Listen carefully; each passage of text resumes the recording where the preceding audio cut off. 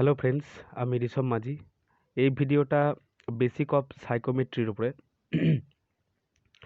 তো সাইকোমেট্রি স্টার্ট করার আগে বলে নিই কি আমি এয়ার কন্ডিশন রেফ্রিজারেশনের ওপরে সব ভিডিওগুলো দিয়েছি।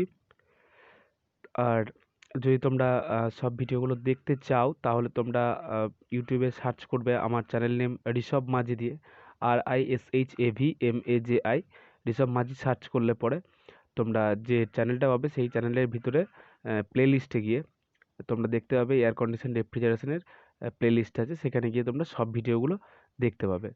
ওকে, তো ভিডিওটা শেষ পর্যন্ত দেখো পুরোটা যদি বুঝতে হয়। তো এখন আমি সাইক্রোমেট্রির ইন্ট্রোডাকশন বেসিকটা আরম্ভ করছি। তো এই সাইক্রোমেট্রির বেসিকটা আরম্ভ করতে গিয়ে আমি একটা জিনিস বলছি যে আমরা এতক্ষণ ধরে রেফ্রিজারেশন এবং এয়ার কন্ডিশন পড়ছি। তো রেফ্রিজারেশন এবং এয়ার কন্ডিশনটা কী? এটা রেফ্রিজারেশন বলা হচ্ছে only decrease the temperature of system. আমরা যদি কোনো একটা রুমে আমরা যদি কোনো একটা যদি আমরা ফ্রিজ নিই, ফ্রিজটাকে আমরা রেফ্রিজারেটর হিসাবে ইউজ করতে পারি। মানে বলতে পারি যে ফ্রিজ একটা রেফ্রিজারেটর। তো রেফ্রিজারেটর হচ্ছে কি শুধুমাত্র রেফ্রিজারেটরের ভিতরটাকে আমরা ঠান্ডা করব। মানে রেফ্রিজারেটরের ভিতরে বা ফ্রিজের ভিতরে যেটুকু পোর্শন সেটুকুই ঠান্ডা হবে। রেফ্রিজারেটরের বাইরে বা ফ্রিজের বাইরে রুমটা তো ঠান্ডা হয় না রেফ্রিজারেটরের জন্যে বা ফ্রিজের জন্যে। শুধুমাত্র ফ্রিজের ভিতরটা ঠান্ডা হয়। তার জন্য রেফ্রিজারেশন কি only decrease the temperature of system, মানে শুধুমাত্র যে সিস্টেমটা নিচ্ছে অর্থাৎ রেফ্রিজারেটরের ভিতরে যে পোর্শনটা রয়েছে শুধুমাত্র সেই পোর্শনের টেম্পারেচারটাকে ডিক্রিজ করব বা কমাবো। কিন্তু এয়ার কন্ডিশন কি? Air condition it is the simultaneous control of temperature of air, velocity, humidity, purity of air. তো এটা কি করছে? সাইমুলটেনাসলি এটা টেম্পারেচার অফ এয়ার মানে বাতাসের, মানে আমার যদি একটা রুমের ভিতরে এসি লাগানো থাকে তাহলে সেটা কি করে? আমার এয়ারের টেম্পারেচারটাকে কমায়। রুমের ভিতরে যে হাওয়ার যে ভেলোসিটি সেটাকে কন্ট্রোল করে। রুমের ভিতর যে এয়ারটা রয়েছে তার হিউমিডিটি কন্ট্রোল করে এবং তার পিওরিটি কন্ট্রোল করে। এতগুলো জিনিসকে কন্ট্রোল করে air condition. So air condition এবং রেফ্রিজারেশনের মধ্যে বেসিক তো একটা পার্থক্য থেকেই যাচ্ছে। এরপর চলে আসে সাইক্রোমেট্রি। সাইক্রোমেট্রিটা কি বলছে? Psychrometry it is branch of science which deals with study of the property of moist air. Okay, এটা সায়েন্সের এমন একটা ব্রাঞ্চ যেখানে ময়েস্ট এয়ারের অর্থাৎ আর্দ্র বাতাসের যে প্রপার্টি সেইটাকে ডিল করে, সেটা সম্বন্ধে আমাদেরকে জানায়। এটাই হচ্ছে সাইক্রোমেট্রি। ওকে, তো ময়েস্ট এয়ার কি? আমাদের বাতাস যে রুমের ভিতরে বাতাস বা রুমের বাইরের বাতাস সেটা ময়েস্ট এয়ারই থাকে। সেটার মধ্যে ময়েশ্চার থাকে। ময়েশ্চার থাকে মানে কি? ওয়াটার ভেপার প্রেজেন্ট থাকে সেখানে। তো ময়েস্ট এয়ার কী দিয়ে তৈরি? ময়েস্ট এয়ার দুটো জিনিস দিয়ে তৈরি। একটা ড্রাই এয়ার থাকে এবং তার সঙ্গে ওয়াটার ভেপার মিক্স থাকে। কিছু না কিছু পার্সেন্টেজে তো ওয়াটার ভেপার থাকবেই থাকবে। ওকে, তার মানে আমাদের যে বাতাস সেটা ময়েস্ট এয়ার। তো dry air is pure substance but moist air is not pure substance. Okay, dry air জিনিসটা একটা পিওর সাবস্টেন্স, কিন্তু ময়েস্ট এয়ার পিওর সাবস্টেন্স নয়। ড্রাই এয়ারকে তৈরি করতে হয়। ড্রাই এয়ার পাওয়া যায় না ওইভাবে, মানে বাতাসের যে এয়ারটা সেটা ড্রাই এয়ার নয়, সেটা ময়েস্ট এয়ার। সেখানে কিছু পার্সেন্টেজে ওয়াটার ভেপার থাকেই। এবার বলতে পারো যে শীতকালে ড্রাই এয়ার কিছুটা হলেও পাওয়া যায়, ঠিক আছে। কিন্তু এমনি সময় গরমের সময় বা বর্ষার সময় তো ড্রাই এয়ার পাওয়া যায় না। গরমের সময় বা বর্ষার সময় ড্রাই এয়ার তৈরি করতে হয়। ওকে, মানে সেখান থেকে ওয়াটার পার্সেন্টেজটাকে বের করে নিতে হয়, সেটা কোনো একটা পদ্ধতির মাধ্যমে। তো আর একটা কথা খুব ইম্পর্টেন্ট জিনিস, যেটা generally moist air is superheated, moist air is not in wet region. আমরা যে ভিসিআরএস দেখেছি সেখানে আমার ওয়েট রিজিয়ন ছিল একটা। সেই ওয়েট রিজিয়নে কিন্তু, বা আমরা যখন টেম্পারেচার এন্ট্রপি ডায়াগ্রাম দেখি সেখানে একটা ওয়েট রিজিয়ন থাকে। সেই ওয়েট রিজিয়নের মধ্যে কিন্তু ময়েস্ট এয়ারটা পড়বে না, ময়েস্ট এয়ারটা পড়বে সুপারহিটেড রিজিয়নে। ওকে, এরপর আমরা কিছু নোটেশন ফলো করব যেগুলো সাইক্রোমেট্রিতে কাজে লাগবে, যেমন পিটা আমরা ডিনোট করব টোটাল প্রেসারের জন্য। যদি টোটাল প্রেসার না দেওয়া থাকে তখন আমরা সেটাকে এটিএম প্রেসার বা অ্যাটমসফেরিক প্রেসার হিসেবে ধরবো। টি যদি দেওয়া থাকে তাহলে ড্রাই বাল্ব টেম্পারেচার ধরবো। এগুলো আমি পরে বলছি, ড্রাই বাল্ব টেম্পারেচার কী, ওয়েট বাল্ব টেম্পারেচার কী। টি ড্যাশটাকে ওয়েট বাল্ব টেম্পারেচার ধরবো। এগুলো সব ডিগ্রি সেলসিয়াসে ডিনোট করা হবে। পিভিটা কি, partial pressure of wet vapour. P dash ভিটা কি, saturation pressure corresponding to wet bulb temperature.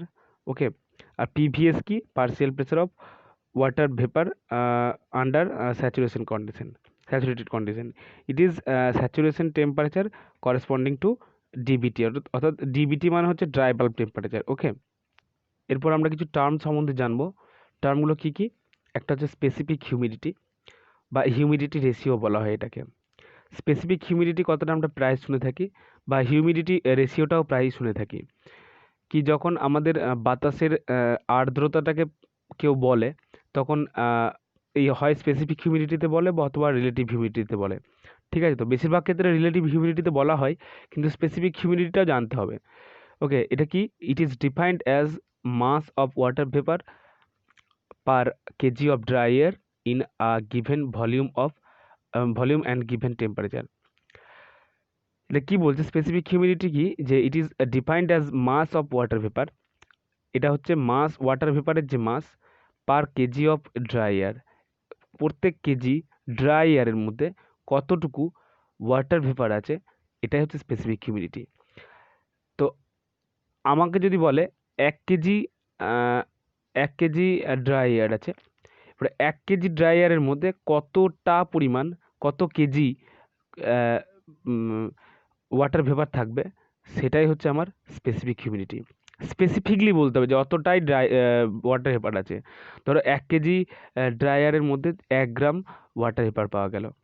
ঠিক আছে, আমি যদি 1 কেজি ড্রাই 1 কেজি এয়ার তুলি, 1 কেজি এয়ার তুলি, বা 1 কেজি যদি আমি এক কেজি এয়ার তুলি, 1 কেজি এয়ারের মধ্যে তো এয়ারটা তো আর পুরোটা ড্রাই নয়। এবার দেখতে হবে যে ওই ওয়াটারটাকে ড্রাই করার পর, মানে ওয়াটারটাকে ড্রাই করলে পরে কতটুকু ওয়াটার ভেপার বেরিয়ে আসছে ওই 1 কেজি এয়ারটা থেকে, সেটাই হচ্ছে স্পেসিফিক হিউমিডিটি।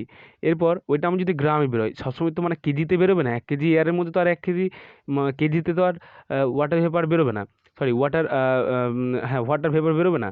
তো সেটা গ্রামে বেরোবে, কিন্তু গ্রামটাকে গ্রামে রাখলে হবে না, কেজিতে প্রকাশ করতে হবে। অর্থাৎ এই যে mass of vapour by mass of air, এটা যেটা নিচ্ছি রেশিওটা, এটাই তো স্পেসিফিক হিউমিডিটি। তো এটা যদি গ্রামে বেরোয়, তো গ্রামটাকে কেজিতে কনভার্ট করে নিতে হবে। যদি 1 গ্রাম বেরোয়, 1 গ্রাম মানে কত কেজি? 1 গ্রাম মানে হচ্ছে 10⁻³ কেজি। ওকে, অর্থাৎ 0.001 কেজি। তাহলে সেইটা আমাকে কেজিতে প্রকাশ করতে হবে, অর্থাৎ এর ইউনিটটা হবে কেজি পার কেজি। এটা খুব ইম্পর্টেন্ট জিনিস, এটা মনে রাখতে হবে। এটা হচ্ছে কেজি পার কেজি। তাহলে স্পেসিফিক হিউমিডিটির ইউনিট কি? KG per KG. Specific humidity কি? Mass of vapour, water vapour per mass of air.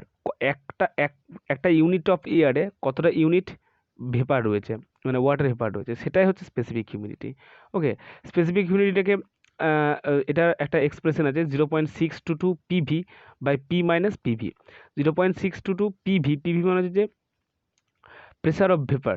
ওকে, আর পি হচ্ছে টোটাল প্রেসার, আর পিভি হচ্ছে ভেপার প্রেসার। ওকে, এটা হচ্ছে স্পেসিফিক হিউমিডিটির এক্সপ্রেশন। ওকে, এটাকে প্রুভ করার দরকার নেই, এটাকে এমনি জাস্ট জেনে রাখো তাহলেই হবে, এটাকে জাস্ট মেমোরাইজ করো তাহলেই হবে, এটাকে ডিসক্রাইব করার কোনো দরকার নেই। ওকে, এরপর চলে আসলাম রিলেটিভ হিউমিডিটি। রিলেটিভ হিউমিডিটি কি বলছে? It is defined as the ratio of mass of water vapour to the mass of water vapour under saturation condition in a given volume and same temperature. কি বলা হচ্ছে যে specific humidity এবং relative হিউমিডিটির কনসেপ্টটা একই। আমার একটা স্যাম্পেল অফ এয়ার তুলতে হবে এবং স্যাম্পেল অফ এয়ারের মধ্যে কতটুকু পরিমাণ আমার ওয়াটার ভেপার আছে সেটা দেখতে হবে, সেটাই হচ্ছে রিলেটিভ হিউমিডিটি। রিলেটিভ হিউমিডিটিকে এই যে ফাই দিয়ে ডিনোট করা হয়, স্পেসিফিক হিউমিডিটিকে ডাব্লিউ দিয়ে ডিনোট করা হতো, কিন্তু রিলেটিভ হিউমিডিটিকে ফাই দিয়ে ডিনোট করা হবে। এটা mass of vapour by mass of vapour at saturation condition. কিন্তু এই যে জিনিসটা নিতে হবে সেটা কি স্যাচুরেশন কন্ডিশনে নিতে হবে। ওকে, স্যাচুরেশন কন্ডিশন মানে কি? মানে যে কন্ডিশনে গেলে ওয়াটার ভেপারটা স্যাচুরেটেড হয়ে যাবে, সেই কন্ডিশনে নিতে হবে। ওকে, এবার এবার এখানে যদি আমি পিভি ইকুয়ালস টু এমআরটি ফর্মুলাটা লাগাই, তাহলে কি হবে? P of V, V of V, মানে pressure of vapour by volume, pressure of vapour into volume of vapour by pressure of vapour at saturation condition আর volume of vapour at saturation condition. Okay, তো সেখান থেকে আমি যদি এটাকে apply করি M V R V TV, কারণ PV equals to MRT, তো সেটা যদি আমি অ্যাপ্লাই করি, তাহলে দেখব কি যে এই ভলিউম অফ ভেপার আর volume of vapour at saturation condition এটা কেটে যাবে, ঠিক আছে। আর আরটা তো সেম, ভেপারের ক্ষেত্রে ভেপারটা যদি স্যাচুরেশন কন্ডিশনে নাও থাকে, তাহলেও যে ভ্যালুটা হবে আর এর, আর স্যাচুরেশন কন্ডিশনে থাকলে সেই ভ্যালুটা আর এর একই থাকবে, আর টেম্পারেচারটাও একই থাকবে। তার জন্য এই দুটো ক্যান্সেল আউট হয়ে যাবে এবং পড়ে থাকবে PV equals to PV by PVS is equals to MV by MVS. Okay, এটা হচ্ছে রিলেটিভ হিউমিডিটি। ওকে, নেক্সট চলে আসে ড্রাই বাল্ব টেম্পারেচার। এটা তো খুবই সহজ জিনিস। ড্রাই বাল্ব টেম্পারেচারটা হচ্ছে যে it is the temperature of moist air indicate by simple thermometer. Dry bulb টেম্পারেচারটাকে ডিবিটি দিয়ে প্রকাশ করা হয়। তো এটা কি যে আমার রুমে যদি একটা থার্মোমিটার রাখি, সেই থার্মোমিটারটা যদি ডিগ্রি সেলসিয়াস সেলসিয়াস থার্মোমিটার হয়, তাহলে যে ডিগ্রি সেলসিয়াস টেম্পারেচারটা দেখাবে সেই টেম্পারেচারটা হচ্ছে ড্রাই বাল্ব টেম্পারেচার। মানে থার্মোমিটারের যে রেটটা দেখাবে, যে মানে টেম্পারেচারটা আসবে, সেটাই হচ্ছে ড্রাই বাল্ব টেম্পারেচার। আর ওয়েট বাল্ব টেম্পারেচার কি? বাল্ব এই কথাটা ইউজ করা হচ্ছে কেন? বাল্ব কথাটা ইউজ করা হচ্ছে যে থার্মোমিটারের যেখানটাতে পারদটা থাকে নিচেতে একদম, যে অংশটা সেটা বাল্ব টাইপের, মানে সেটাকে বাল্ব বলা হয়, ঠিক আছে। তো তো সেই বাল্বটা যদি ড্রাই থাকে, মানে ন্যাচারালি যেমন থাকে সেরকম যদি থাকে, তাহলে পরে সেটাকে ড্রাই বাল্ব টেম্পারেচার বলবো। মানে যে ন্যাচারালি যে টেম্পারেচারটা শো করে থার্মোমিটার, সেটা হচ্ছে ড্রাই বাল্ব টেম্পারেচার। আর ওয়েট বাল্ব টেম্পারেচারটা কি? ওয়েট বাল্ব টেম্পারেচার হচ্ছে ওই যে থার্মোমিটারের বাল্বটা রয়েছে, সেখানে যদি মানে ভিজে কানি জড়িয়ে দিই বা ভিজে ন্যাকড়া জড়িয়ে দিই, ঠিক আছে। তো তাহলে পরে যে টেম্পারেচারটা শো করবে সেটা হচ্ছে wet bulb temperature. The temperature indicated by thermometer whose bulb is covered with wet cloth. Okay, এটাকে টি ড্যাশ দিয়ে ডিনোট করা হয়, আর এটাকে এমনি লেখা হয় ডাব্লিউবিটি দিয়ে। ডাব্লিউবিটি মানে হচ্ছে ওয়েট বাল্ব টেম্পারেচার। ওকে, তো যদি আমার থার্মোমিটারটা যে বাল্বটা সেটা যদি আমি ভিজে কানি বা ন্যাকড়া জড়িয়ে রাখি, তাহলে যে টেম্পারেচারটা শো করবে সেটা হচ্ছে ওয়েট বাল্ব টেম্পারেচার। কেন ওয়েট বাল্ব টেম্পারেচার? কারণ আমার বাতাসে যদি হিউমিডিটি কম বেশি থাকে, তাহলে সেই অনুযায়ী বা টেম্পারেচার আপ ডাউন করে, তাহলে সেই অনুযায়ী ওই ন্যাকড়াটা সেই রকম অনুযায়ী শুকাবে, অর্থাৎ একটা ল্যাটেন্ট হিট টেনে নেবে। কোত্থেকে টানবে? ওই বাল্বটা থেকে, থার্মোমিটারের বাল্বটা থেকে ল্যাটেন্ট হিট শোষণ করে নিজে ভেপোরাইজ হওয়ার চেষ্টা করবে, অর্থাৎ শুকানোর চেষ্টা করবে ওই ইয়েটা, তোমার ন্যাকড়াটা। তখন কী হবে? টেম্পারেচারটা আপ ডাউন করবে, তখন সেই যে টেম্পারেচারটা ডিনোট করবে মানে শো করবে, সেই টেম্পারেচারটা হচ্ছে ওয়েট বাল্ব টেম্পারেচার। ওকে, এবারে হচ্ছে wet bulb depression. Wait bulb depression মানে কি?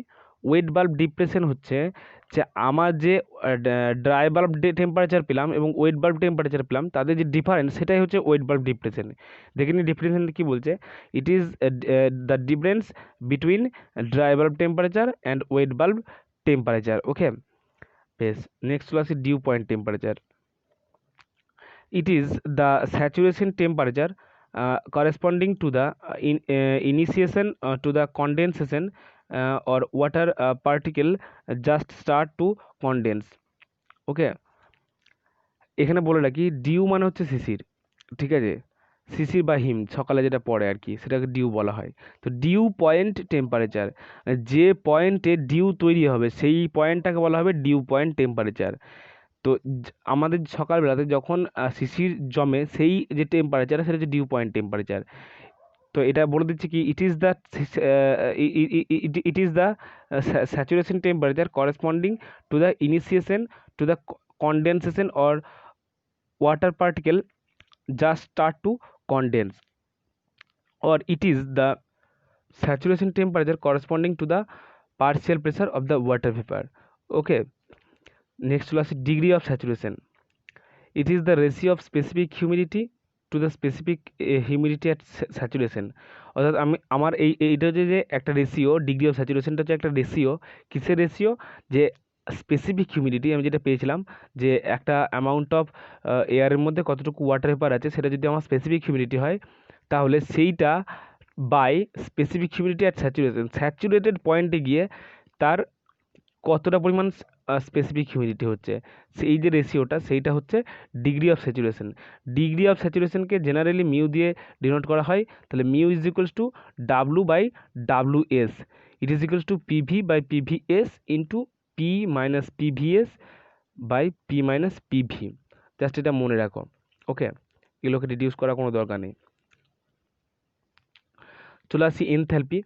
আমাকে যদি এনথ্যালপি ফাইন্ড আউট করতে দেয় তাহলে পরে আমি জাস্ট এই ফর্মুলাটা ইউজ করবো, H equals to 1.005 T plus W, T হচ্ছে ড্রাই বাল্ব টেম্পারেচার, ডাব্লু হচ্ছে specific humidity 2500 plus 1.88 T, T হচ্ছে ড্রাই বাল্ব টেম্পারেচার, এটা হচ্ছে কেজি পার কেজিতে, ওকে, আর সরি কিলোজুল পার কেজিতে, সরি কিলোজুল পার কেজি, এনথ্যালপির ইউনিট তো জুল পার কেজি হয় বা কিলোজুল পার কেজি হয়। আর ডাব্লু অর্থাৎ স্পেসিফিক হিউমিডিটিটা আমি কেজি পার কেজিতে নেবো সবসময়ের জন্যই ড্রাই এয়ারের, আর টিটা আমি ড্রাই বাল্ব টেম্পারেচার নেবো ডিগ্রি সেলসিয়াসে, ওকে।